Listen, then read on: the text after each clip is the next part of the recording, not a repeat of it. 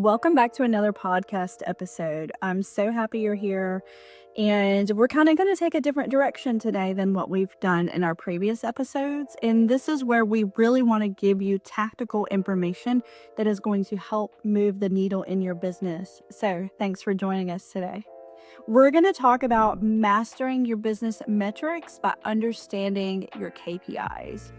And if you're already like, I don't even know what a KPI is, you're in the right place because I'm going to teach you and I'm going to make it easy for you. So a KPI is a measurable number that's going to help you see if you're on track to reach your goals. So that's probably the important piece here, is making sure you do have written business goals in place so you know where you want to be and then you know if you're on track or not. So the KPIs are really going to help you make decisions while you feel like you're in the dark. And that's why they're so important. And it can really help you see when you need to make changes before the end of a month or before the end of a quarter. So that's why we really want to focus on this and help you get these implemented in your business. So I mentioned that it is a measurable number that's going to help you track your progress towards your goals. Now, there's two types of indicators. There's leading and there's lagging. So typically, like your profit and loss, or let's even say like your revenue, is going to be your lagging indicator, meaning it's already done. You can't change it once you know that number. Whereas a leading indicator means that it is the number that when you're reaching it and you're taking those actions, it's going to lead to the ending result you want. So a leading is going to predict the future, whereas a lagging tells you what the past is. So keep that in mind. And they're both good to have, but for our KPIs, we want to look at some leading metrics so you know if you're going to be on target for your goals or not. Let me give you an example. That's what I want to do first. And let's think of a personal example. Let's say that you want to lose 20 pounds. So your weight loss is your target. That could also be known as your lagging indicator, because losing 20 pounds is the goal. We'll know when we get there. But what could help us see if we're on target to lose 20 pounds? Our KPI is going to be our action or our activity. And that's going to look at things like number of minutes that we exercise, our number of calories consumed, maybe our steps taken during the day, anything like that. Those are the things we're going to measure to help us lose the 20 pounds. So let's kind of take that then into a business example. Let's say that you have a revenue goal of $100,000.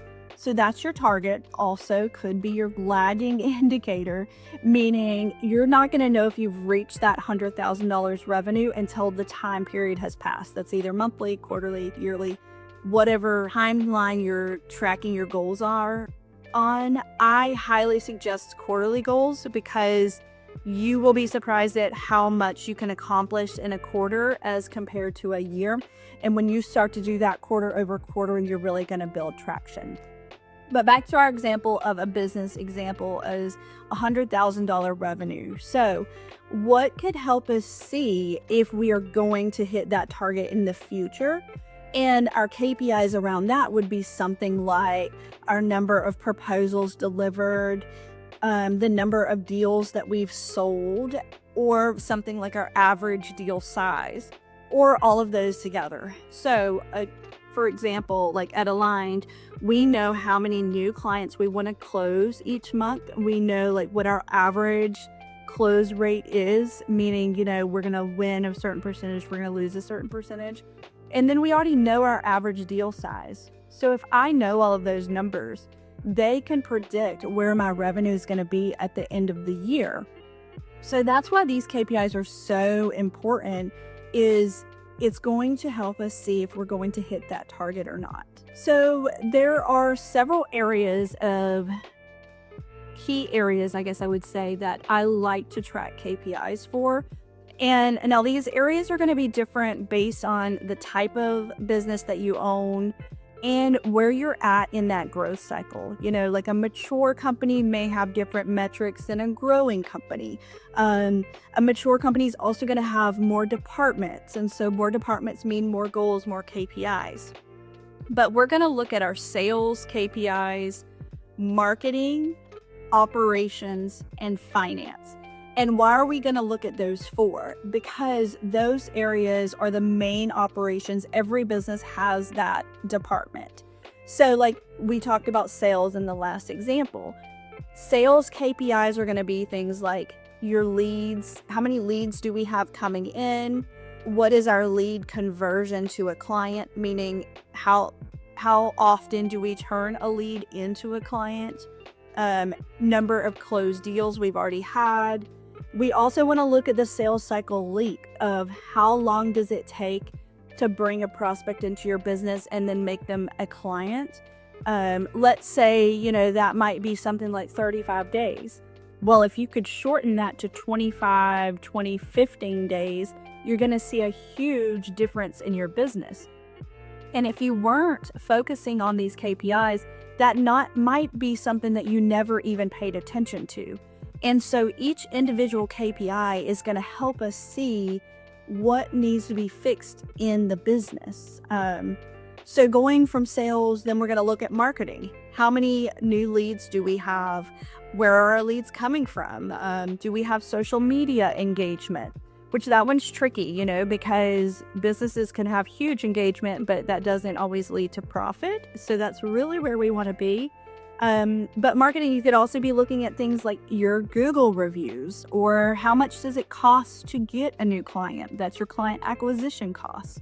We want to know all of these things so we know, is our marketing working? Is marketing transitioning to sales, and sales are transitioning to onboarding new clients? The sooner we know that, the sooner we can fix something, and the sooner we can grow and be more profitable. And then looking at our operations, we want to look at things like, what is our revenue per employee? If that is a factor that could change your business, that'd be something you'd want to track. What's our project completion percentage? How efficient are we in our processes? Meaning, how long does it take something to get done? So for instance, one of the things that we track at Align CPA is the number of days to complete a tax return. We have a target for what we want that to be, and then we measure every tax return we do against that target to see, are we meeting these KPIs? And those things are what is going to help us grow, because we want to make sure our operations is really solid before we're trying to onboard a ton of new clients. Because if you have a great sales team but not a great operations team, that means clients are coming in the front door and out the back, and that is very expensive. So if you see a lot of churn in those numbers, it's usually something to do with your operations. And then we want to also look at our finance. So KPIs for finance are going to be something like, what is your gross profit margin? That means after you bring in revenue and you pay out your cost of goods, whether that is labor or materials, supplies, what is that margin that is left over? The margin that's left over is then used to pay your operating expenses. And then we're going to get to a net profit margin. So that net profit margin, that is probably one of the most important metrics you could track. But again, it's going to be dependent on the cycle of business that you're in. So for instance, a mature company is going to have a higher net profit margin than a growing company. And the reason is your growing company, which most or a lot of small businesses are, you're reinvesting into marketing, or you're reinvesting into your team or to your resources. And so while you're doing that, your net profit margin is going to be different. This is why I don't always think it's helpful to benchmark against other industries or other people in your industry, because there's so many factors that are going to make those numbers different. And there's no reason for you to be hurting your self-confidence because you're comparing your numbers to someone else's. We're not going to do things that aren't helpful, so we're going to benchmark against ourselves. Let's look at where we were 6 months ago, where we were a year ago, to make sure we've seen that progress. And I want to add in here too that I mentioned before, every department would have their own KPIs.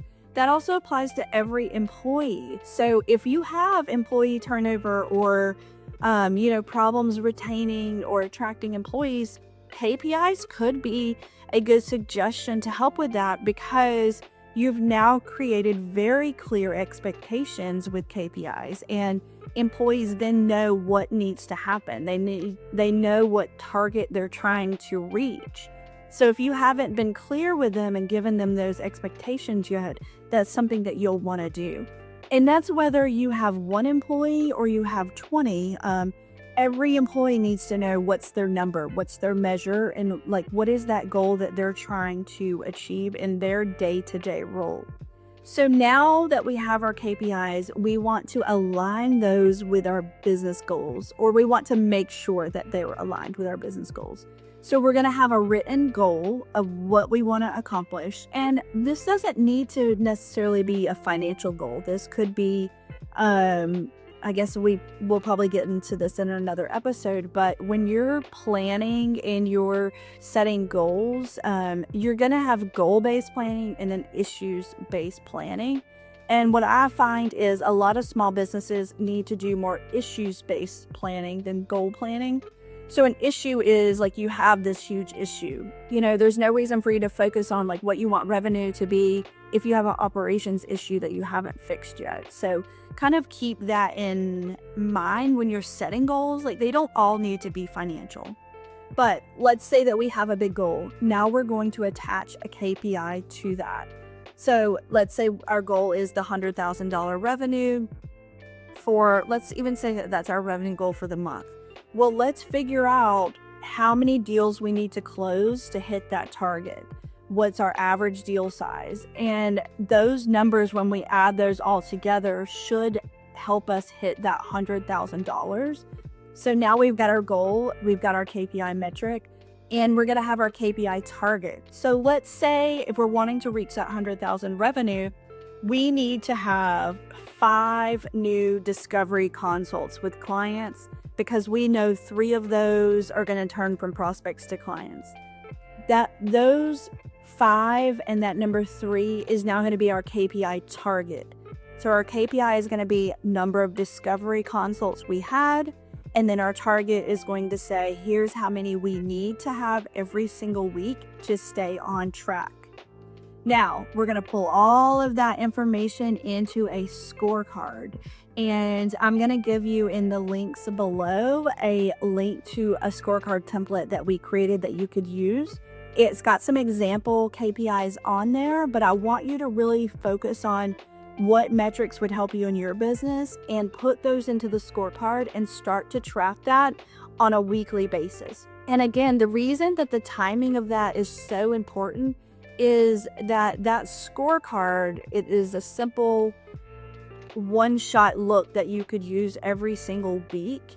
And if you're looking at that, you're going to start to see trends. Whereas if you're looking at financials, you may not be able to see trends. You may be looking at a 2-page profit and loss and you're not real sure. And, maybe something happened this month, but not last month. And it's just very confusing.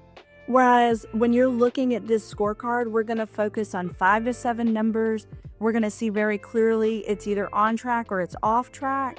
And then if it's off track, we're going to immediately fix it. And so now, instead of waiting a month or a quarter to fix an issue in our business, our scorecard has already alerted us that this needs to be fixed now, and we're going to pay attention to it.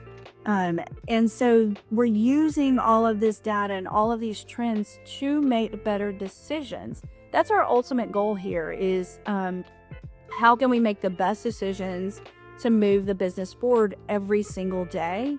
And my answer to that is going to be getting a scorecard, figuring out what our metrics are, and actually tracking them.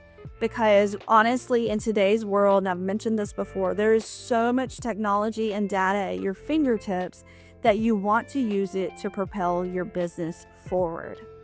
So if this is something that you're like, Joy, I still have no idea what you're talking about, I would love to have someone on my team that's going to help me get this into place and measure it for us and make sure we are on right track.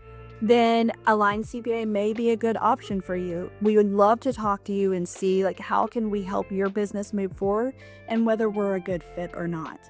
But at the end of the day, whether we are or not, I want you to be successful in business. And this is another tool that you can put in your tool belt to do it. So I want to challenge you to your actionable step is to create a scorecard, but then we're going to put time on our calendar to look at it every single week to see how we're doing. And we're going to start measuring success so we can drive better business decisions. Again, I hope you found this really helpful. And if there's anything that we can help with, post a comment below and we'll be sure to get back to you.